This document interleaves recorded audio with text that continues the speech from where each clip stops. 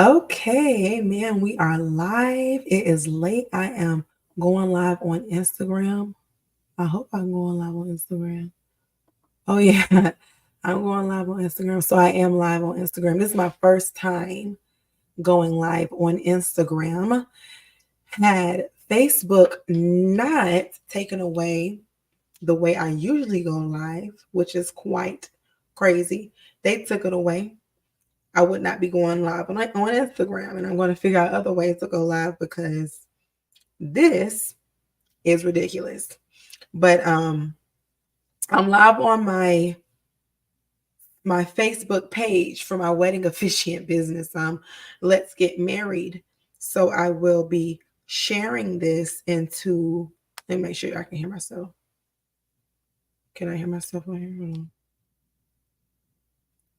Okay, I don't know why I can't. Hold on. For my wedding officiant. Okay, yeah, I can hear myself. So I'm going to go ahead and share this into my group. Okay. And then I got to go to my group, and then I have to, then I have to pin it to the top. Facebook, they want us to stream directly to Facebook. That's what it is.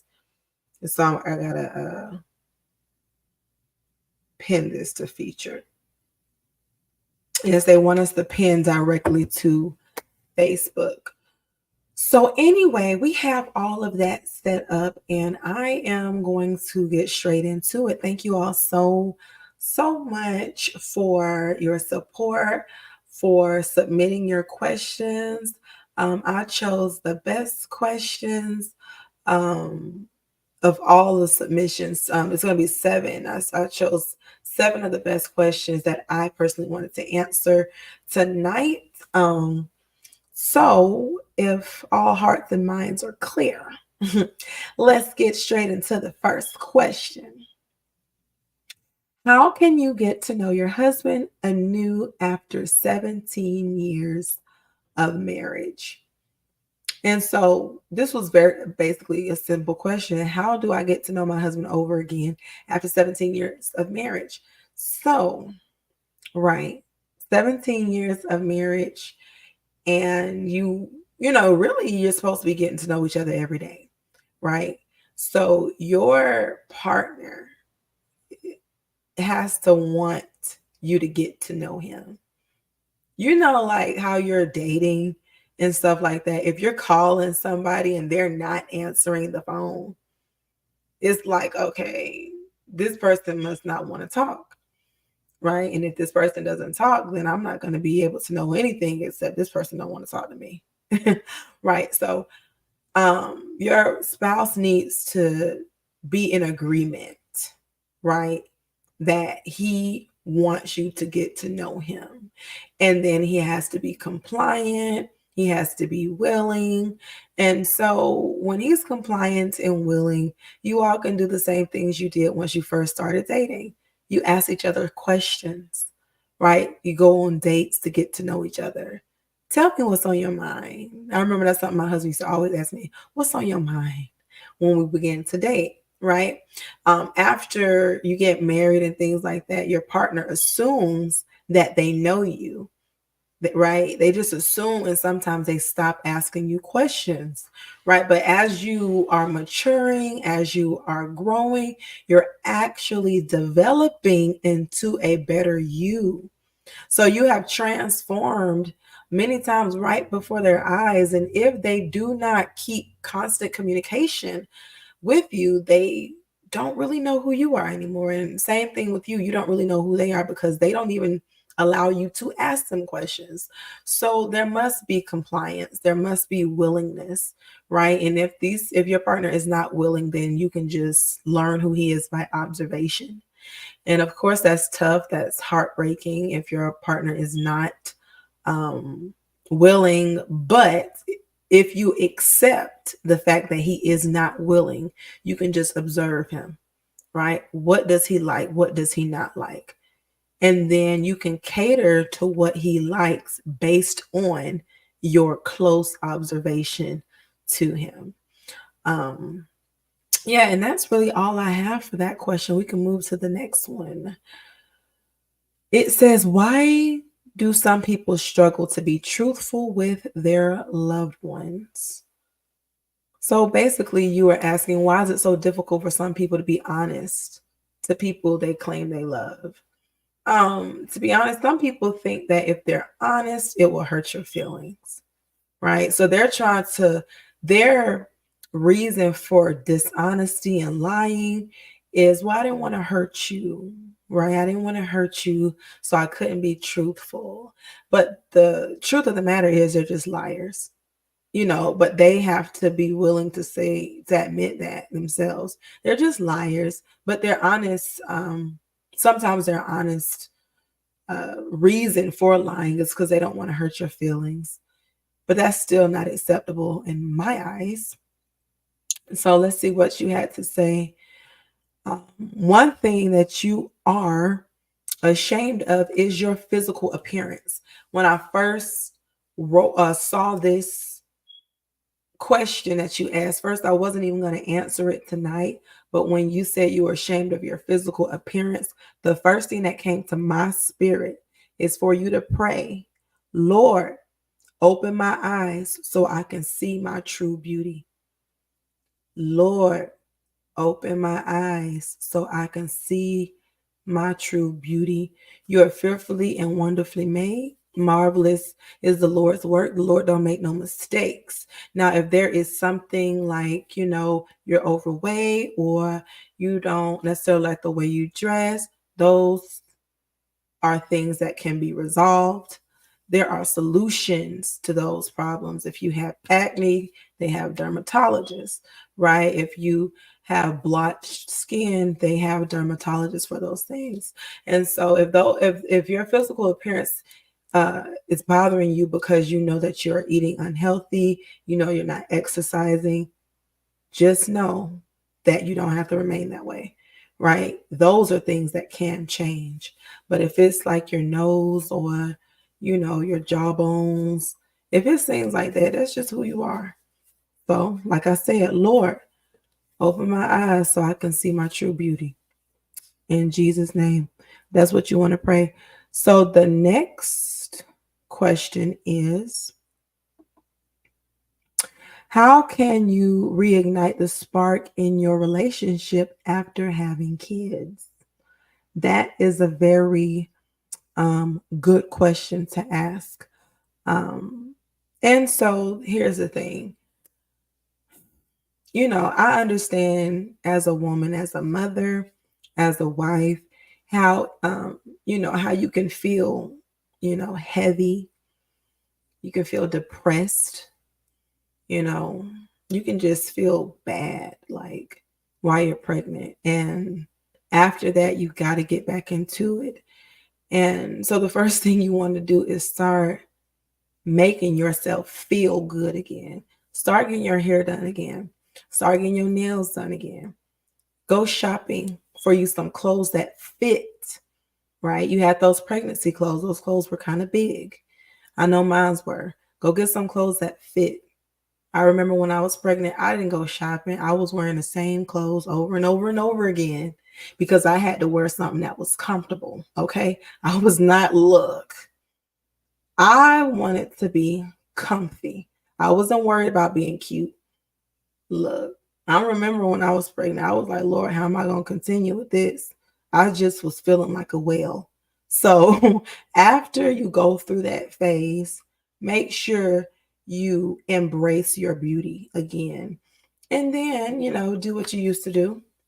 Well, now you have a child. If you have someone who can watch your child, make sure you put your child in safe keeping while you and your husband go on dates. But dates definitely need to be planned and they need to be prioritized.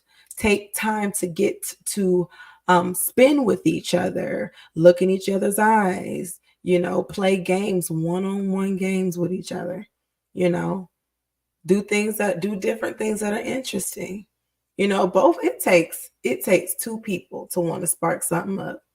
One person got the match, the other person got the wick. Okay. And so you can't really spark nothing up by yourself. But if he is willing to, You do the things that you need to do. He do the things that he needs to do, and go on dates. Look in each other's eyes, talk to each other. Even if you don't want to smile, fake a smile, right? It's a two-person effort. So let's see if you said anything. Mm, yeah, I understand. Okay, so you said you are ashamed of being with someone that you no longer love. Being with someone that you no longer love. Now, what is love? Love is an action, right? Love is patient, love is kind, love does not envy, love does not boast, right? Love keeps no record of wrongs. So love is really an action, right? So you can actually choose to want to do these things. However, if you're talking about those feelings that you have, I can definitely understand that, you know. And I guess that's why you're asking about bringing back the spark, because you don't really have those romantic feelings. It's not all romance, right? And you don't have to feel ashamed about it, because he might not feel that feeling either, right? But he might want to still do those actions of love. So you're not always going to feel lovey dovey. Sometimes you're not going to like him, sometimes he ain't going to like you, right? So that's okay. But just like you said, you're asking questions so you can improve on your romance, so you can improve on your intimacy, so you can get that spark back. You're asking questions because you want to get that spark back, not because you don't love your husband anymore, right? A spark and love are two different things. And the spark, that honeymoon stuff, it goes away. Why? Because real life has stepped in. It's responsibilities. It's not all fun and games. And people don't really know how to balance that. But you have to learn, and that's why you're asking. So, great question. Don't feel ashamed. Just keep doing what you're doing and get those answers. And yeah, put action behind it. So the next question is, how can you build trust with a partner who often tells white lies or hides the truth? Um, Great question. A lot of women deal with this. I've seen it, I've dealt with it before. I deal with it at times. Sometimes, like white lies, some people just lie. How do you build trust? You trust that he probably gonna lie. You can trust that he's probably going to lie again, and prepare your heart for the lie. Be more surprised at the truth, but you wanna hope for the truth. Like, little petty white lies, I don't really understand it either. But you can definitely pray for him that he feels bad about telling lies, and I definitely believe that God will make him feel convicted of that. And always, when it comes to the truth, you declare in your morning, when you wake up, the truth will be revealed. Everything that's in the dark will come out to the light. So even if your partner always wants to lie, you have already put in your atmosphere that a lie cannot hold, right? A lie can't stand around you, because you make the atmosphere so uncomfortable concerning lies that the lies have to fall to the ground. Let me see if you said anything else with this. Okay, you actually said something more complex. You said, or I want to say expansive. You said, how can I foster more trust and honesty with my husband? He often lies, sometimes about big things, but often white lies. And it's really eroded a lot of my trust in him, to the point I question him a lot. Why does he feel the need to lie? He's very non confrontational, so maybe that has something to do with it. And he's told me before he's been afraid of how I'd react to certain things, and that's why he's hidden stuff from me. I tell him often how how would it feel if I lied to you? And he says it would suck, but he continues to lie sometimes. No, I mean, I completely understand you right there. The thing is, even with me, like I would have to pray this as well. But anyone who is constantly lying, whether it be your children, these white lies, you got to pray to God that conviction falls on them. That conviction, that they be deeply convicted of these lies, so it can make them feel bad, really, because it's not a good thing. They shouldn't be lying like that. Like, it's not okay to lie, because it's not little. It's going to eventually, just like a drop of water, it's a drop, but if it keep on dropping, your whole basement gonna be flooded. So it's not little, it's actually big, especially when they keep doing it.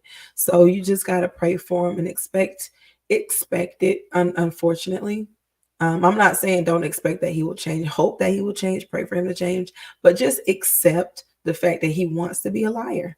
you know accept that that's what he want to be, and then pray for him to feel bad about it, and then hopefully he will change. But another thing that you said you feel bad about or ashamed about is having gained back the 100 pounds that you lost 4 years ago.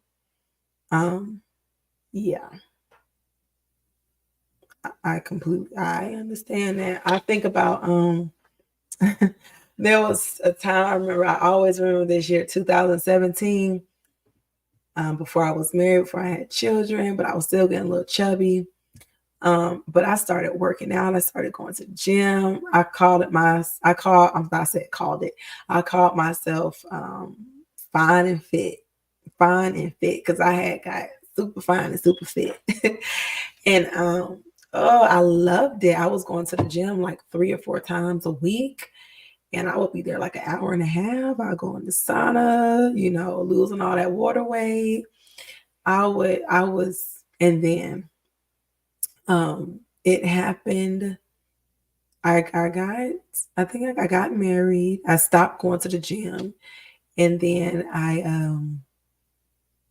started gaining some weight, and then I got on this weight loss pill, and I lost the weight, so I was looking good again, and then I got pregnant, and I've never seen that. I haven't seen that weight since I was like in 2018. But look, eat differently. And a lot of women talk about them gaining weight. Eat differently. I promise you, like, I even after my third pregnancy, I went on this like 21-day fast to where I did low sugar. It was no meat, it was low sugar.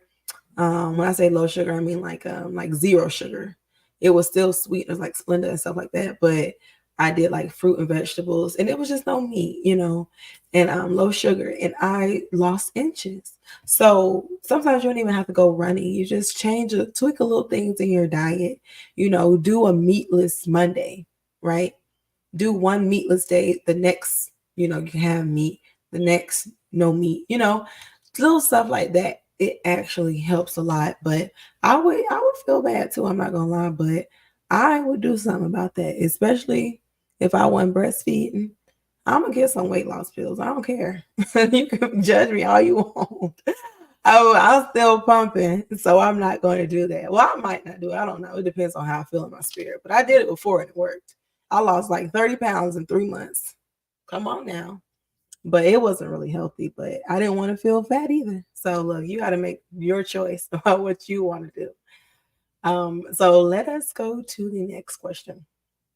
It says, if your partner is hesitant about marriage due to past experiences, should you wait for a change of heart or reconsider your future together?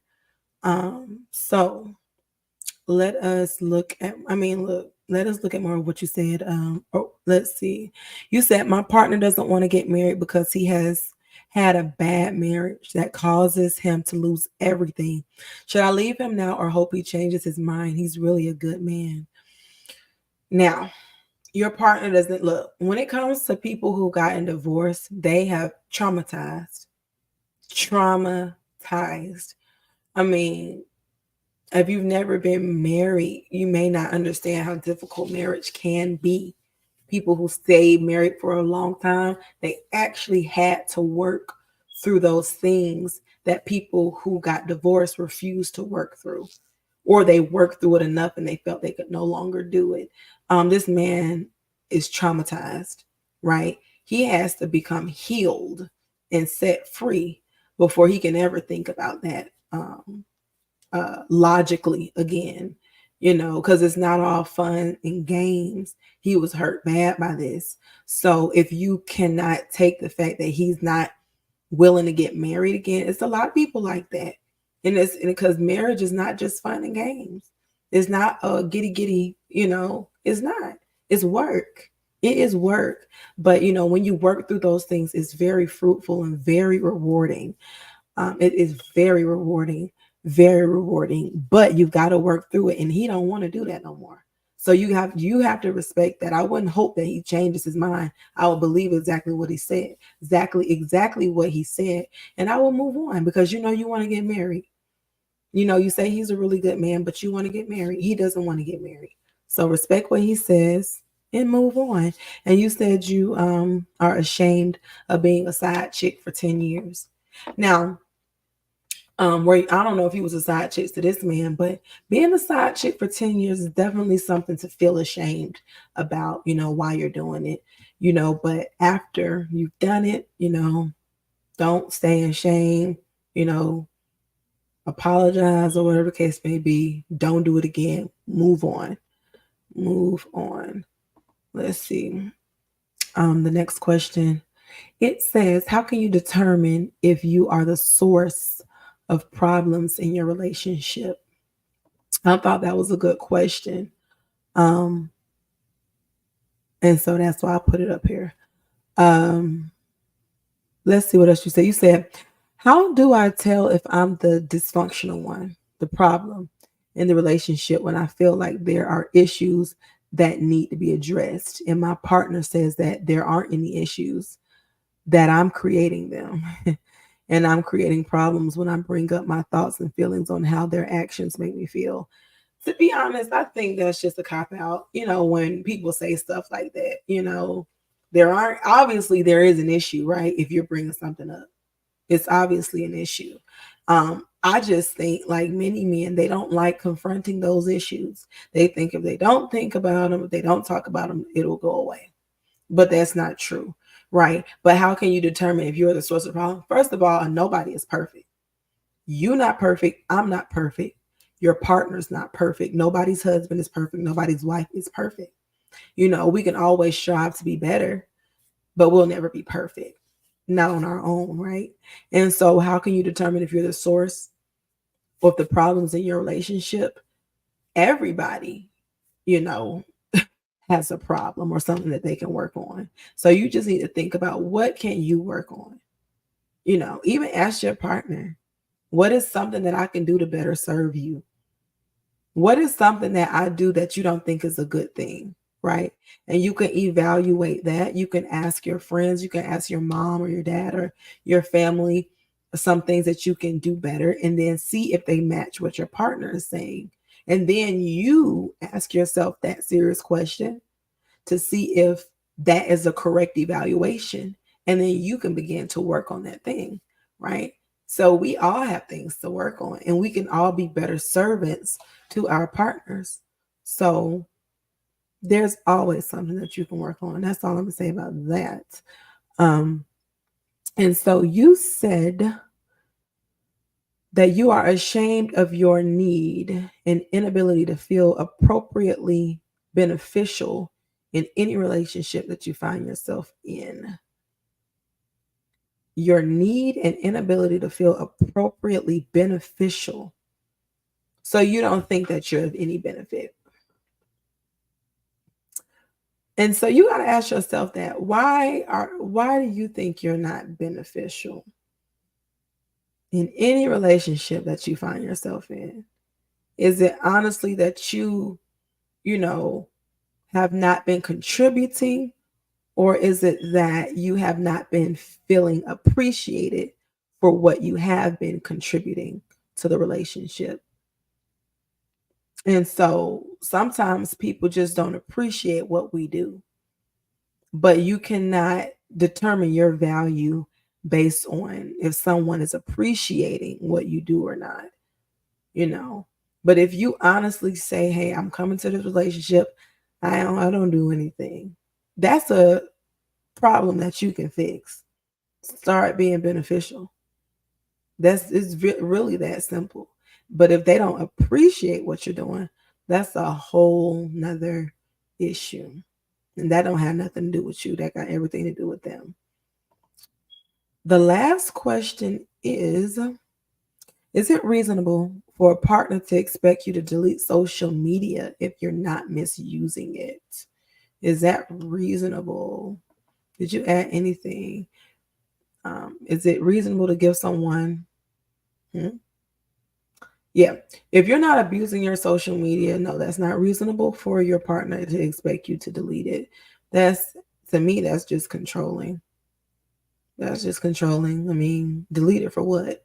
If you're not over there doing crazy stuff like, cheating, sending naked pictures and all that, that's unreasonable for somebody to ask you to do something like that. It's controlling. But you said that you feel ashamed of hurting people while on drugs. Well, okay. I understand that. I mean, I've never, well, maybe I have, but not really. But I've done a drug probably like 12 years ago or something like that one time, and but I understand you feeling ashamed about that, but if you're done with the drugs, no need to feel ashamed anymore, but feel proud that you have overcome them. Feel proud that you've overcome them. All right, you all. Those are all the questions that we have. I thank you so much for submitting your questions to me. We have changed the date to Thursday, and we have changed the time. The time is going to be variable because I cannot necessarily keep up with 8:45 to 10:45 because, like I told y'all, I'm late night.